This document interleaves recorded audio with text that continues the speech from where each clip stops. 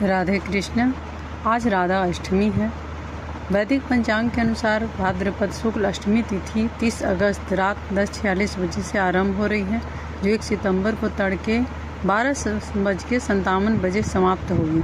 उदया तिथि के हिसाब से 31 अगस्त 2025 रविवार को राधा अष्टमी का व्रत रखा जाएगा।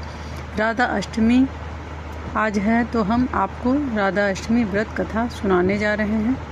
व्रत कथा सुनने से पहले हम कहना चाहेंगे कि मेरे चैनल को सब्सक्राइब नहीं किए हैं तो सब्सक्राइब करें, लाइक करें, कमेंट में जय श्री कृष्णा लिखें। राधा अष्टमी व्रत कथा।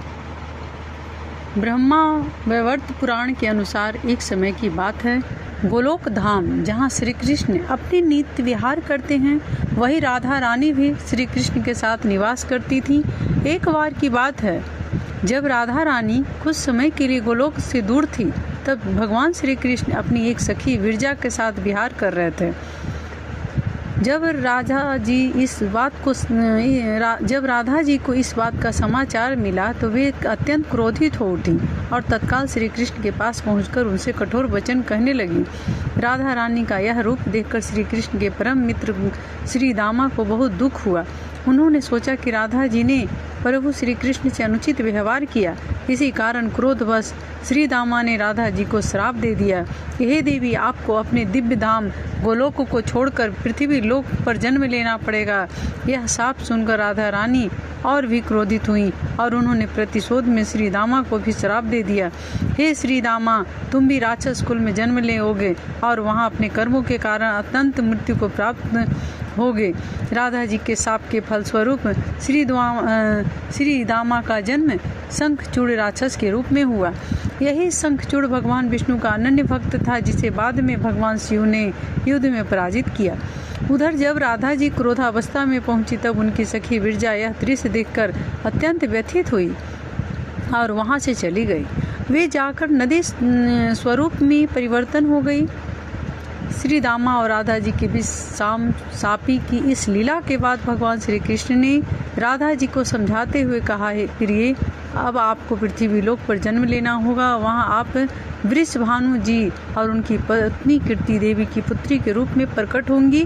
सांसारिक ऋषि से आपका विवाह रायण नामक वैश्य से होगा, जो मेरा ही अंशावतार होगा। इस प्रकार पृथ्वी पर भी आप मेरी प्रिया स्वरूप में रहेंगे, परंतु हमें वहाँ वियोग और मिलन दोनों की लीला का अनुभव करना होगा।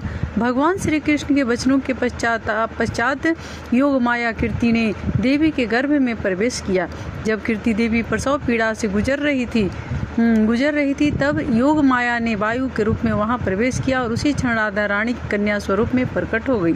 इस प्रकार देवी राधा का दिव्य अवतरण पृथ्वी पर हुआ और वे वृषभानु जी की लाडली पुत्री के रूप में बरसाना धाम में पली बढ़ी।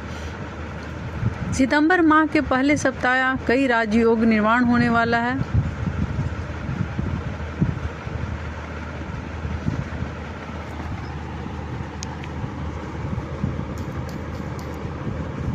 राधा जी पली बढ़ी। भाद्र माह के शुक्ल पक्ष की अष्टमी तिथि को राधा जी का जन्म हुआ था।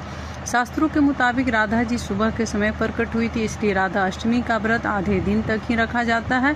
यह व्रत भगवान श्री कृष्ण और राधा जी की संयुक्त पूजा के लिए अत्यंत शुभ माना जाता है। मान्यताओं के मुताबिक इस दिन व्रत और पूजन करने से प्रेम, सौभाग्य और समृद्धि की प्राप्ति होती है। पौराणिक कथाओं के मुताबिक राधा जी का जन्म अष्टमी तिथि के अर्ध दिवस में हुआ था, इसलिए इस व्रत को अर्ध दिवसीय व्रत के नाम से भी जाना जाता है। भक्त सूर्योदय से लेकर दोपहर तक इस दिन उपवास रखते हैं और दोपहर के बाद पूजा अर्चना कर व्रत का पारण करते हैं।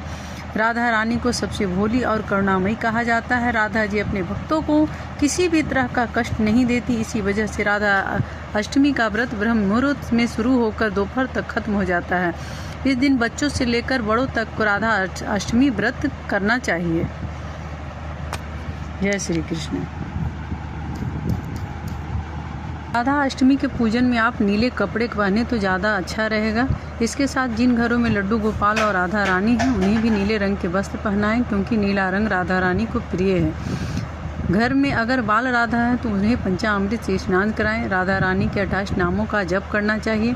राधा रानी का व्रत निर्जल और सजल रखना चाहिए। 12 बजे फिर से राधा रानी को पंचामृत से स्नान कराएं। स्नान कराने के बाद राधा रानी को खीर, पान, हलवा